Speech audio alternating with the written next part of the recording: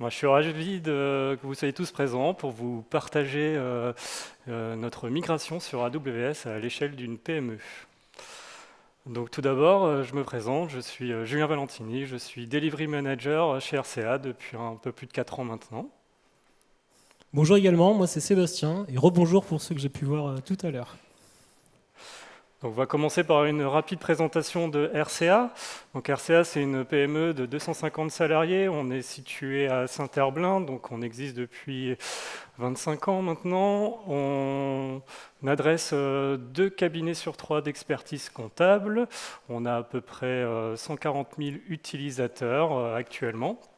Et on édite 2 gammes de logiciels pour les experts comptables. Donc une première gamme, ce qu'on appelle chez nous la gamme expertise, à destination des comptables et des collaborateurs. Et une plateforme SaaS qui s'appelle Mon Expert en Gestion, qui, elle, s'adresse à leurs clients TPE. Et c'est justement de cette plateforme-là, de cette plateforme SaaS, qui fait l'objet de notre migration. Donc tout d'abord, on va vous parler un petit peu du contexte de notre migration. Donc comme vous le voyez, on était chez OVH, on louait des serveurs bare métal sur lesquels on installait des hyperviseurs Proxmox, on installait par-dessus des clusters Kubernetes pour pouvoir déployer nos applications back en Java, front en Angular. Et puis tout ça s'appuyait avec une persistance de données au niveau de base Postgre et un petit peu d'événementiel autour de Kafka. Bon, je vous passe les détails, mais vous reconnaîtrez certains logos. Donc pourquoi est-ce qu'on a choisi de migrer sur le cloud? Pour 4 critères principaux. Le premier, c'était de garantir une qualité de service pour nos utilisateurs. Ensuite, de pouvoir avoir un environnement de production scalable. On fait face à une augmentation de fréquentation de 20% par an en moyenne. On voulait aussi avoir une infrastructure qui soit moderne, évolutive et bénéficier d'un catalogue de services complet. Et enfin, critère aussi très important pour nos équipes, c'était soulager la maintenance, donc bénéficier au maximum de services managés, puisqu'en fait on est éditeur de logiciels, on ne fait pas de l'hébergement d'infrastructures. Alors, quelles sont les raisons qui nous ont poussés en fait à partir sur AWS et pas un autre cloud provider? Eh bien, en fait, on a tout simplement fait une petite étude sur quelques mois. On a commencé en fait par choisir 2 cloud providers publics, donc GCP, AWS. On a essayé de regarder par rapport à la stack technique qu'on opérait si l'ensemble des services on pouvait y retrouver les services managés correspondants sur l'ensemble des 2 cloud providers. Et puis, une fois qu'on a fait cet inventaire-là, on a retenu deux principaux critères, en fait. Le fait qu'il y ait un service managé Kafka, donc qui s'appelle MSK chez AWS, et puis aussi une employabilité forte sur le bassin nantais de personnes qui connaissaient AWS. Voilà. Et puis, voilà, on était parti. Donc, pour la mise en œuvre, elle s'est déroulée en 6 étapes. Donc la première étape de la mise en œuvre de notre migration, ça a été de constituer une équipe socle. Donc on l'a appelée chez nous la Team Cloud, hein. Voilà. Sans surprise. Voilà. Elle a la particularité d'être une équipe DevSecOps, puisque on l'a constituée autour de développeurs back, de profils SRE et d'un ingénieur sécurité. Donc on a pris tout de suite la partie sécurité avec nous dans la constitution de l'équipe. Et puis on s'est fait accompagner de consultants externes qui avaient eu l'expérience d'avoir opéré déjà ce type de migration. Une fois l'équipe créée, on a pu constituer un backlog autour de 6 piliers. Le premier, premier pilier, c'est la partie bootstrap, donc pouvoir créer les comptes, les accès sur ces différents comptes, la partie réseau. On a ensuite construit notre socle technique autour des services managés, d'orchestration, de base de données, de stockage. On a ensuite travaillé sur la partie déploiement applicatif, donc toutes les pipelines de CI/CD.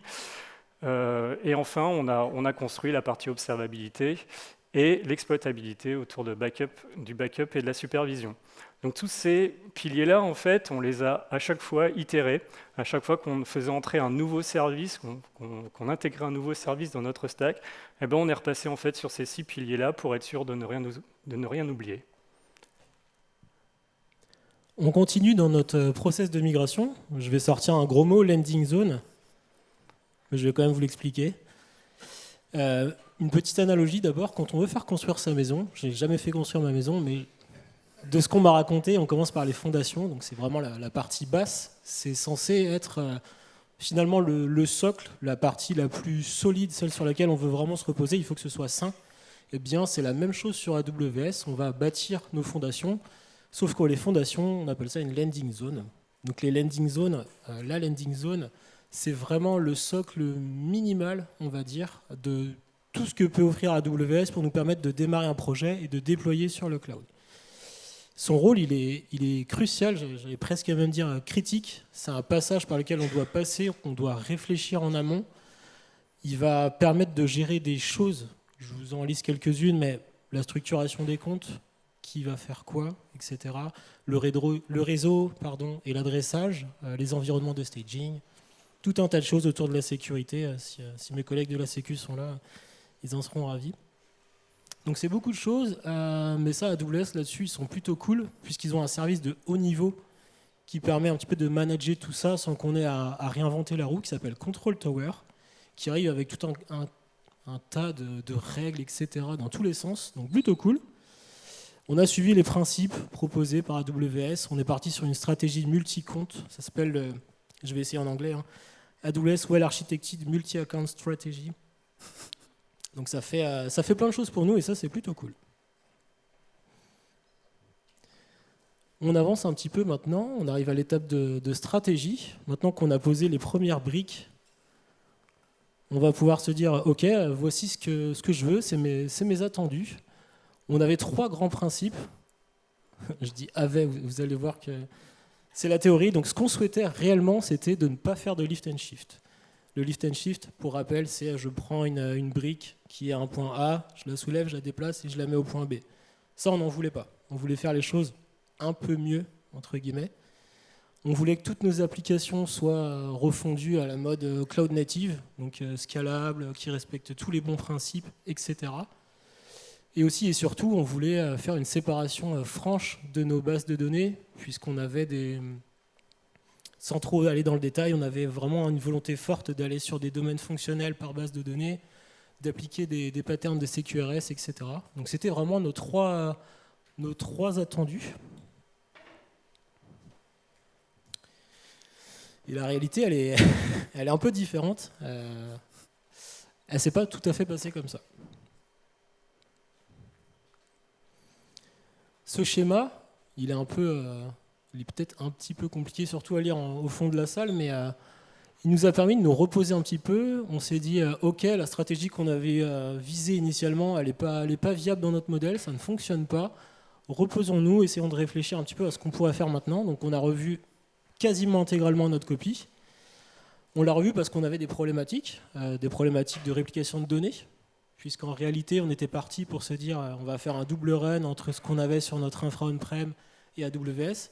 Sauf que c'est beaucoup plus compliqué de synchroniser des données entre 2 systèmes d'information avec toutes les pertes de données que ça peut engendrer derrière et toute la complexité. Voilà, on s'est dit que ça n'allait pas être possible. Il y avait des adhérences trop fortes entre toutes les applications. On a vu le gros plat de spaghettis arriver et ça, on s'est dit, oh là là, il faut qu'on change notre fusil d'épaule. Donc on a revu ça, on s'est dit, le pas de lift and shift, peut-être qu'il faut y réfléchir de nouveau. Et on a fait le choix de prendre 2 paths différents, donc le rehosting et le replatforming. Donc changement de stratégie. Par contre, les inconvénients qui vont avec ça, c'est qu'il faut s'attendre à, vu qu'on n'a plus de double run, il y aura un moment où il y aura une grosse bascule, donc une bascule dite Big Bang. C'est le fameux moment où on va passer de A à B et où ça va peut-être faire mal. On arrive maintenant à l'onboarding des équipes. On l'a dit, je crois qu'on en a parlé tout à l'heure, c'est un projet d'entreprise, donc c'est pas uniquement la team plateforme de chez RCA qui a voulu aller sur le cloud, c'est vraiment un projet d'entreprise. Et donc on a souhaité accompagner les équipes et mettre en place une vraie conduite du changement. Et pour ça, on a prévu un onboarding. On l'a prévu pour qu'il soit global, mais on ne s'adresse pas différemment à des développeurs qu'à des SRE. Donc on a le même métier, on a la même passion, mais les messages sont différents selon le public. L'onboarding, il s'est passé en 3 phases. La première, c'est un gros welcome ticket. Donc là, il y a des screenshots de notre système de tickets Jira, que vous connaissez sûrement. Tout ça pour vous montrer qu'à gauche, entre le profil dev et à droite, le profil SRE, on n'a pas tout à fait les mêmes sous-tâches dans ce gros welcome ticket. On va retrouver des choses en plus côté SRE et surtout des tickets qui sont devenus optionnels côté dev. Mais le fond reste le même. Également, on a fait des sessions de workshop. Donc ça, c'était plutôt cool aussi, qu'on a baptisé Welcome to Meg on Cloud, thématisé sur l'espace, parce que l'espace, c'est cool et que ça nous faisait plaisir. En tout cas, moi, ça me faisait plaisir. Là, l'idée, c'était d'avoir 1-2 speakers maximum pour un public de 8-10 personnes. Donc c'était des petites sessions d'une demi-journée, voire une journée parfois, avec un petit mix entre théorie et pratique. Donc des petits moments que j'ai trouvé sympas. Je pense que ça a été vécu de la même manière. Et enfin, la dernière phase de cet onboarding, c'est les formations. Maintenant qu'on a un petit peu présenté tout ça à tout le monde, il faut qu'on aille un peu plus dans le détail et qu'on donne un petit peu des formations plus poussées. Et là, on s'est fait accompagner par des externes, enfin par des gens de chez AWS notamment. On a eu la formation Architecting en AWS ou encore celle Developing en AWS. Donc encore une fois, des publics différents. Et puis également, on a participé à des programmes de formation sur une plateforme qui s'appelle Skills Builder. Si ça vous intéresse et que vous voulez monter en compétence sur AWS, je vous la recommande fortement. C'est plutôt cool.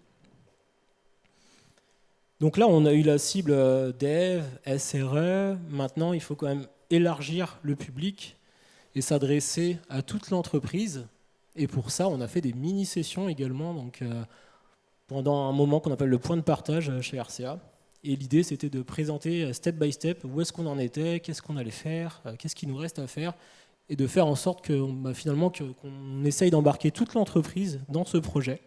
Donc on représentait ce qu'est AWS, qu'est-ce qu'on avait fait précédemment, et c'est un point qu'on a essayé de se faire quasiment régulièrement. J'ai plus la fréquence en tête, mais on a essayé de bosser là-dessus. Alors maintenant qu'on a une landing zone de prête, une stratégie de migration claire et qu'on a formé nos équipes, eh ben, c'est le temps de migrer les applications.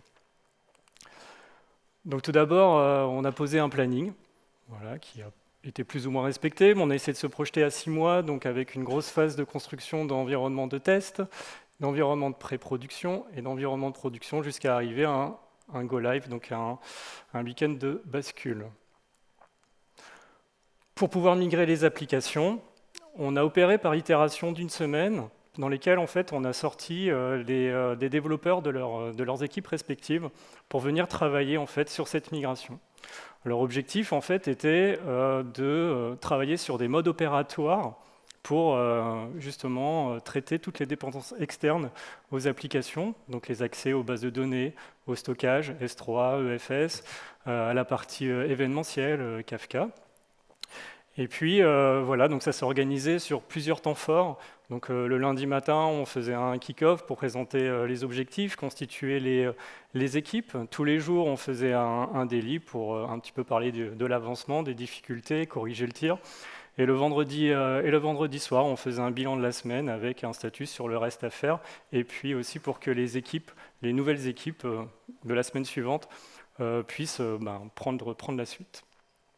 Donc on a opéré comme ça pour faire les modules principaux de la plateforme. Et puis la fin s'est terminée dans nos équipes transverses, donc une team plateforme et puis une équipe de développeurs. On a aussi dû adresser différents types de tests pour pouvoir valider en fait que notre migration était OK. Donc on a fait ce qu'on appelle chez nous des tests arena, donc c'est des sessions de tests de 2 à 3 heures en fait, où on est focus sur une campagne de test sur un domaine bien particulier de la plateforme pour pouvoir lever le maximum de bugs. Donc on a itéré jusqu'à avoir des plateformes de test qui soient opérationnelles. On a aussi adressé toute la partie partenaire, donc il a fallu recenser un petit peu tous les flux entrants, sortants et des partenaires avec qui on dialoguait pour pouvoir s'assurer que tout allait bien se passer. Et puis, une semaine avant notre bascule, on a fait les tests sur la production avec un jeu de données de test en incluant l'ensemble des services de RCA, donc service client, le marketing, la direction produit. Tout le monde était invité en fait à tester, à faire des tests et à faire des retours. Et puis ça a permis aussi de rassurer un petit peu tout le monde et montrer qu'on était sur quelque chose d'opérationnel. Une partie aussi qui était importante aussi dans toute cette phase de migration, c'était la partie FinOps où on a mis en place un point hebdomadaire le vendredi après-midi, donc on l'a baptisé Range ton cloud. L'idée, c'était un petit peu de voir quelles ressources on avait consommées pendant la semaine et qu'est-ce qu'on pouvait éteindre ou arrêter pendant le week-end pour éviter que la carte bleue continue à flamber alors que personne n'utilisait les environnements. On en arrive sur la fin de notre migration, donc la bascule. La bascule s'est faite sur le temps d'un week-end, donc on a prévenu nos clients un mois à l'avance, comme quoi leur plateforme allait être indisponible le temps du week-end. Heureusement, nos experts comptables ne travaillent pas beaucoup le samedi-dimanche, donc c'était plutôt le bon créneau. Donc on a commencé un vendredi soir, c'était un match en France-Espagne de l'Euro. Donc on avait le match en fond d'écran, c'était assez sympa, mais toujours très professionnel. On a commencé à arrêter notre plateforme, mettre une belle page de maintenance, arrêter proprement les applications, les bases de données, etc. On est arrivé sur la phase critique avec une équipe de nuit, justement, pour le transfert des données et l'import de la base de données, qui a duré environ une dizaine d'heures, comme je vous le montre ici. Et puis la troisième phase, c'est là où on a fait venir plus de monde, donc nos équipes de dev, le service client, tous ceux qui sont venus nous aider en fait à valider en fait que les données avaient bien été migrées sur notre plateforme et que tout était opérationnel. Et on a commencé à ouvrir le dimanche soir à 10% de nos utilisateurs. Donc là, vous voyez quelques images en fait des équipes au travail et puis sur le temps du midi, du dimanche midi. Voilà, donc ça s'est terminé l'ouverture le lundi soir, une ouverture progressive qui a duré à peu près 24 heures avec un dispositif de suivi. On ne s'est pas arrêté là, on ne s'est pas dit c'est bien, on a ouvert la plateforme et puis après aux autres de s'en débrouiller.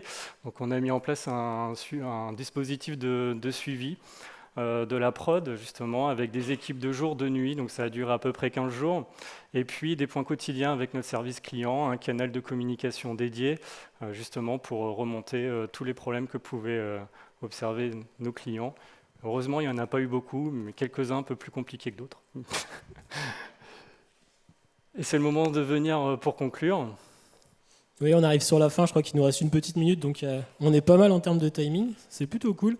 Quelques chiffres pour se représenter un petit peu ce que ça représente cette bascule. Donc c'est à peu près, si je compte plutôt bien, 80 applications au total, back et front, beaucoup de services d'infra, plus d'une trentaine, plus de 80 personnes engagées directement. Je l'ai dit, c'est un projet d'entreprise, donc en réalité c'est plus que ça, mais au moins 80 personnes engagés directement, et ça représente plus de 21 Tera de documents, factures et autres documents comptables, soit un gros 127 millions en termes de volume.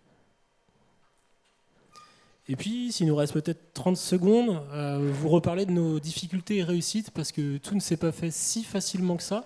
Les réussites, donc en vert, il y en a 3 dont on est principalement fiers. Il y a l'onboarding, dont on vous a parlé tout à l'heure, en 3 phases. Il y a la synchro des documents, là, les 21 Tera dont je viens de vous parler. C'est pas évident finalement de faire un copier-coller de 21 Tera de documents d'un système à un autre. C'est pas si trivial. Et puis on a les semaines de migration dont Julien parlait il y a quelques slides de ça, qui se sont vraiment, vraiment bien passées. Les devs ont assuré, donc plutôt cool. Il y a eu des difficultés aussi, le gros changement de paradigme que ça peut provoquer de passer sur un cloud, de changer toutes nos CI/CD, de changer toutes les habitudes des devs, etc. C'est pas rien et on l'a pris en compte. L'import de la BDD, il s'est bien passé, il a duré 10 heures, mais ça a été un travail d'optimisation constant. Au tout début, c'était plus de 30 heures pour aller à 27, etc. Donc ça a été un gros taf, plein d'optimes à droite, à gauche. Et enfin, les environnements de test. Là, on a perdu un petit peu en stabilité puisqu'on découvrait aussi le cloud, on découvrait AWS. Et force et honneur à nos développeurs qui ont subi les instabilités du début de la plateforme. Cette fois, c'est fini. Ça y est, je ne vous mens pas. Donc, on est super content avec Julien d'avoir préparé ces slides et de vous avoir présenté un petit peu le succès de notre migration. C'était un chouette moment pour nous. Si vous avez des questions, je ne sais pas si c'est possible maintenant. On va pas avoir le temps malheureusement pour des questions, mais si vous en avez à leur poser, vous pouvez le faire ensuite en dehors. Sinon, on est présent au niveau du stand RCA. Voilà. Merci beaucoup.